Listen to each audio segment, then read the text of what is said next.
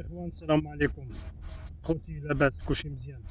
اللي عنده القريفه ديال التفاح، القريفه ديال التفاح اللي عنده اللي صوب التفاح قريفه، ها كيفاش ديروا خوتي تصوبوا القريفه ديالكم. لاحظوا مزيان لا فيديو. القريفه هي هذه خوتي، هانتوما هذا راس وهذا راس. القريفه هي هذه خوتي، هانتوما يعني كاين جوج ريوس هنايا، هنا وهنا.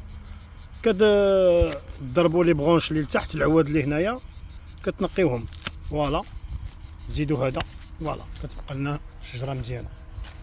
هانتوما خوتي، ها القريفه هي هذه خوتي، شوفوا كي دايره.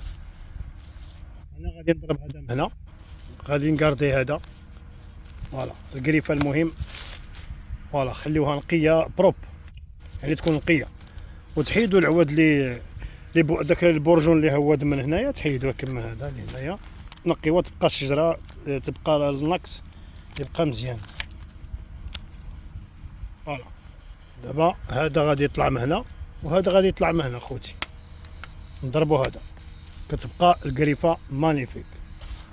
هانتوما خوتي، ها القريفه خوتي، هانتوما كتحيدوا هادو البرجون اللي هو هنا في الجدره، هذا يتحيد باش كتعطي الجهد القريفه خوتي.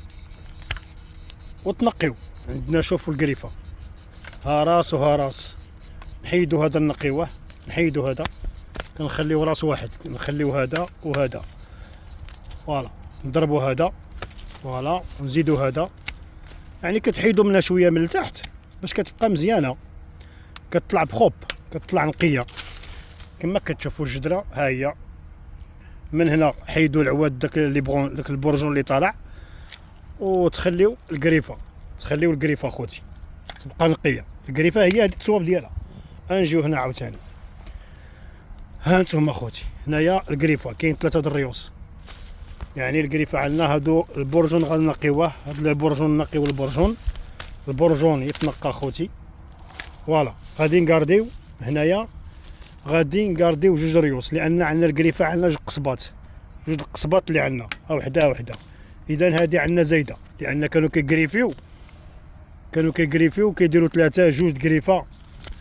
فوالا هذه غنخليوها، هذه نخليها مع القصبه ديالها لاصقه.